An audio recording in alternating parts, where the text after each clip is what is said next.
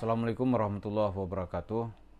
Para pemirsa, tadi pagi di Pengadilan Negeri Bogor itu harapan Yusuf Mansur supaya kasusnya di stop karena dia beralibi yang berhak mengadili adalah pengadilan syariah.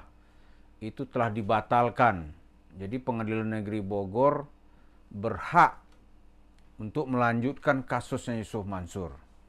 Nah, Zaini Mustafa yang akan kita interview saat ini itu kerugiannya oleh Yusuf Mansur itu udah berlipat-lipat. Dia dan jemaah di Masjid Kota Wisata. Lalu Yusuf Mansur bicara syariah gitu. Syariah apaan? Nah, mari tawaran yang diajarkan oleh Zaini Mustafa ini itu orang bicara syariah kalau terdesak. Tapi ngembat duit orang, dia nggak pakai syariah gitu. Mari kita dengarkan interview kita dengan Bapak Zaini Mustafa. Assalamualaikum warahmatullahi wabarakatuh. Waalaikumsalam warahmatullahi wabarakatuh, Ustaz. Ya, Pak Zaini, terima kasih nih atas kesediaan waktunya untuk interview malam ini seputar uh, Yusuf Mansur. Tadi saya lihat di apanya sudah ada ketegasan dari mana itu boleh bahwa Pengadilan Negeri Bogor boleh melanjutkan kasus gugatan terhadap Yusuf Mansur. Tolong cerita dikit, Pak. Ya, jadi begini Ustadz. Hmm. Sebenarnya kan tanggal 6 kemarin itu jadwalnya putusan selah. Cuman Nah. putusannya karena hakim masih bermusyawarah, jadi ditunda tanggal 13. Hari Hmm. Kamis tanggal 13 Juni 2024. Nah, Hmm. tadi sekira jam 11 itu sekira jam 11 itu sudah diupload, kemudian kami buka di pengadilan. Hmm. Putusan selah itu karena tergugat dua Yusuf Mansur itu mengajukan eksepsi kompetensi absolut. Jadi hari ini tadi jam 11 itu hakim memutus putusan selah. Hmm. Putusan selah itu ada karena tergugat dua Yusuf Mansur mengajukan eksepsi kompetensi absolut, yang mana alasannya Pengadilan Negeri Kota Bogor tidak berwenang mengadili perkara ini, kan begitu, perkara Bu Ilis Siti Rohma melawan BMT Darussalam, kemudian Yusuf Mansur dan kawan-kawan ini, kan begitu. Ya. Yang berwenang mengadili menurut mereka adalah Pengadilan Agama, begitu. Hmm. Nah, kemudian karena mereka mengajukan eksepsi itu, maka hakim meminta kepada para pihak, baik Bu Ilis selaku Hmm. penggugat maupun Yusuf Mansur dan kawan-kawan selalu tergugat itu untuk membuktikan begitu. Nah, 3 minggu yang lalu ternyata deadline-nya sampai dengan batas waktu yang diberikan oleh majelis hakim itu, Yusuf Mansur selaku tergugat dua tidak mengajukan bukti awal atau bukti permulaan. Sementara Bu Ilis yang saya wakili, klien saya, itu kami mengajukan dua alat bukti, yaitu eh, buktinya company profile tergugat PT Adi Partner Perkasa, Hmm. yang mana di dalam company profile tersebut jelas tertera bahwa PT Adi Partner Perkasa itu bukan perusahaan yang bergerak di bidang syariah, tetapi perusahaan bergerak di bidang konvensional. Ya. Itu satu alat bukti. Kemudian alat bukti yang kedua yang kami ajukan adalah bahwa di antara para pihak itu ada suatu perjanjian yang mana kalau terjadi masalah dengan investasi batu bara, ya, berkaitan dengan investasi batu bara yang tercantum di dalam perjanjian itu, maka para pihak akan menyelesaikan melalui Pengadilan Negeri Kota Bogor. Jadi ada pilihan hukum. Secara hukum, Hmm. kalau itu ada pilihan hukum, perjanjian itu menjadi undang-undang dari para pihak begitu. Oke. Nah, setelah setelah kami mengajukan alat bukti itu, maka hakim meminta waktu 2 minggu untuk memutus selah. seharusnya tanggal 6 Juni 2024 kemarin itu sudah ada putusan sela. Namun karena masih ada musyawarah oleh hakim, maka ditunda 1 minggu lagi. Pas hari ini tanggal 13 Juni 2024 tuh diputus tadi pukul 11, Mm-mm. Ustadz. Di pukul 11 itu diputus dengan pertimbangan-pertimbangan hakim, pertimbangan-pertimbangan hakim yang dipertimbangkan, kemudian amar putusannya berbunyi, mengadili dalam putusan sela ini menolak eksepsi tergugat 2 Ya. berkaitan dengan kompetensi absolut. Kemudian Pengadilan Negeri Kota Bogor menyatakan bahwa Pengadilan Negeri Bogor berwenang untuk mengadili perkara ini. Artinya yang kami ajukan itu berwenang mereka mengadili. Kemudian yang 3, bahwa biaya biaya biaya perkara itu akan dihitung nanti bersama dengan pokok perkara begitu. Nah, kemudian Oke. Hmm. selanjutnya karena ini ditolak eksepsinya, maka Majelis Hakim atau Pengadilan Negeri Kota Bogor meminta para pihak untuk melanjutkan perkara ini masuk ke dalam pokok perkara gitu, Mas. Begitu, Ustadz. Nanti di tanggal selanjutnya 1 minggu kemudian kami diminta untuk mengajukan bukti lanjutan. Bukti lanjutan itu sebenarnya kami ada 35 alat bukti yang Yes. mendukung Ya. gugatan kami tersebut, tetapi baru 2 yang kami ajukan sebagai bukti awal kemarin. Berarti masih ada 33 alat bukti yang akan kami ajukan berikutnya, begitu Ustaz. Oke. Pak Zaini, di sini kan terlihat ini Yusuf Mansur itu sebenarnya ingin mencari bagaimana dia selamat gitu. Kalau perlu menjual isu syariah. Nah, sekarang kalau ditantang dia pakai isu syariah, kira-kira ya salah satu prinsip syariah itu kan ada kejujuran dan keterbukaan. Begitu kan Pak ya? Oh, Supaya proses ini betul. cepat selesai. Jadi syariah itu kan anti kepada kebohongan, anti kepada penipuan, anti kepada sikap berdusta gitu. Nah, sekarang banyak Betul, orang betul. mempertanyakan, ini kan secara bisnis ya, uang-uang batu bara itu ada nggak kira-kira, atau Mas Mansur mau berterus terang nggak bahwa sebagian uang itu sebenarnya sudah dia pindahkan, katakanlah begitu ya, untuk Ya. berinvestasi lagi di tempat lain. Jadi setelah dapat uang dari jemaah Masjid Kota Wisata, dia investasikan ke tempat lain, katakanlah warung steak and shake gitu. Nah, kalau Mansur Ya. benar mau bersyariah, dia boleh dimintain nggak Pak? Jujurlah gitu. Boleh nggak kita bertanya kepada dia untuk jujur gitu?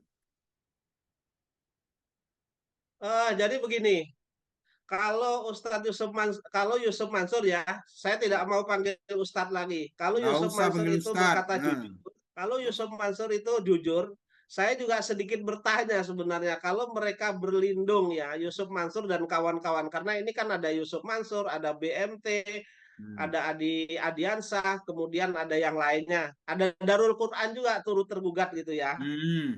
Kalau mereka Gerombolannya lah, jujur, Yusuf mereka Mansur dan gerombolannya. betul ya, Yusuf Mansur dan kawan-kawan ya. Kalau mereka jujur, mereka berlindung di syariah, lalu timbul sebenarnya pertanyaan saya, Ustadz. Ya. Kalau dia menarik uang, menggalang uang umat, lalu kemudian uang umat yang notabene investor lalu masuk ke dia, lalu masuk ke Yusuf Mansur dan kawan-kawan, kemudian tidak ada pertanggungjawaban, apalagi mengembalikan modal investasi dari umat ini, apalagi memberikan keuntungan yang sudah dijanjikan itu tidak pernah diberikan. Apakah itu syariah? Menurut Nah, saya itu bukan dia. syariah itu. Malah ya jahiliyah atau bajingan Nah, begitu Ustadz. iya, iya, iya. Ya, ya. Jadi menurut saya kemungkinan besar ya karena ini kan tidak terlalu lama waktu itu di Darussalam ini kan investasi batu bara ini terkumpulnya cukup banyak ya kan, Ya, hampir 55 lima, miliar, lima kemudian miliar ada yang ya. dikembalikan ya kurang lebih 50-an lah kurang lebih yang tersisa di sana. itu kan posisinya tidak ada laporan. Itu uangnya kemana, lalu kemudian menghilang begitu saja. Menurut saya, karena ini masih ada kelebihan, ya bisa-bisa saja itu uang itu dialihkan kemana. Misalnya dialihkan ke usaha-usaha Yusuf Mansur dan kawan-kawan yang lainnya. Itu mereka yang tahu gitu. Karena Mm-mm. kami hanya setor saja, sebagian hanya setor ke BMT, lalu BMT menyetorkan ke perusahaannya Yusuf Mansur kan begitu. Mm-mm. Tetapi kan tidak ada berita. Oh ini bahasanya, oh ini misalnya ada kerugian, kerugiannya di mana dan lain sebagainya. Terus kemudian uangnya misalnya tertipu dan lain sebagainya, tidak ada berita itu. Mm-mm. Nah, itu menurut saya bisa bisa saja karena uang belum dikembalikan, maka bisa-bisa saja uang itu yang disetor oleh investor itu dipergunakan Yusuf Mansur untuk usaha-usaha yang lainnya. Kan Ya, usaha-usaha Yusuf Mansur ini diakui juga oleh Yusuf Mansur, misalnya Stick and Shake, terus kemudian Jody kan juga mengakui juga, dan ya, usaha-usaha yang lainnya begitu. ya. Karena begini Pak Zaini, Ya, dalam sebuah kaedah itu yang kan ada nilai logik ya, logiskah sebuah perbuatan gitu. Kemudian bisa dinilai gitu. Hipotesisnya harus ada gitu. Kemudian harus ya, bisa diverifikasi gitu. Yusuf Mansur membangun betul, usaha itu secepat kilat, lebih cepat daripada orang berlari. Belum untung saja dia sudah membangun warung stick and shake. Nah, itu duitnya orang kan bertanya, duitnya dari mana gitu. Nah, dikorelasikan dengan investasi jemaah masjid Kota Wisata Cibubur, Yusuf Mansur kan tidak pernah menggunakan uang itu untuk kepentingan bisnis batu bara. Nggak pernah, Pak. betul, betul. Jadi Ya, dia ambil uang betul, dari jemaah masjid, lep gitu, dia menghilang. Kemana uangnya kemana betul, gitu? betul. Ah, Kemana uangnya? Tiba-tiba dia membangun warungnya ini cepat sekali. Orang kalau bangun itu kan dikontrak dulu. Kemudian setelah sekian tahun baru dibeli. Baru dibangun semi permanen. Ini sekarang enggak. Langsung dibeli, langsung dibuka. Lah duit dari mana kan duit cash itu. Duit cash Betul, ini kan betul, duit cash, kemungkinan itu betul. kan dari yang lain yang dia lakukan tipu-tipu tadi. Katanya investasi Ya, batu bara. Sekarang ada nggak tambang yang dia beli batunya gitu? Yang kan nggak pernah ada. Makanya 3 bulan ya, kemudian langsung ceritanya jadi hilang, macet bahasanya. ya. Laporan itu yang tidak ada dan uang investor itu hilang, uang jamaah Hmm, itu hilang begitu saja. Patut kita curigai bahwa sebenarnya ini adalah money game, kemudian setelah dapat uang, Yusuf Mansur pergunakan untuk keperluan bisnis lainnya. ya. Itu yang kami curigakan seperti itu. Nah, sekarang mau nggak Dugaan-dugaan dia rasa bersyariah dalam cerita ini? Katakan syariah nih. Lu So Mansur, uangnya lu kemanain? Kalau syariah kan terbuka. ya. Itu yang tidak bisa kami tanya, Ustadz. Ah, Sementara kami undang ya Yusuf Mansur itu kami minta datang awalnya baik-baik ke Masjid Darussalam, ayo kita diskusi ya kan. Itu mereka tidak datang. Lalu malah mereka ngoceh juga misalnya di Hotman Pareso dan lain sebagainya lah begitu ya. Atau di TV One kalau nggak salah itu. Kemudian karena itu memojokkan investasi investor jamaah Masjid Darussalam, lalu kami beritikat Mansur untuk bermubahalah dan kami undang 2 atau 3 kali itu nggak datang juga. Lalu hmm. dia ngomong lagi di TV atau di media, datang aja ke rumah Ane, dia bilang kalau mau hanya dibayar, ya kan? Ah, ah, Kami datang 2 kali dan ah. sebelumnya kami bersurat, artinya kami ingin bertamu silaturahmi ke sana 2 kali, kabur itu Ustadz malah. Kata kononnya kaburnya ke Yaman. Ya, Allahu alam, Jadi, kita nggak tahu juga kalau dia ke Yaman dan lain sebagainya kan. Nih saya lagi ke sana ada tiketnya. Tapi iya, yang iya. pertama juga mereka cuman ada video katanya di Yaman. Terus kemudian kami datang kedua malah plesiran itu ke Bali. Alah. Ya, begitu. Jadi kesan masyarakat ini memang manusia pendusta gitu, penipu.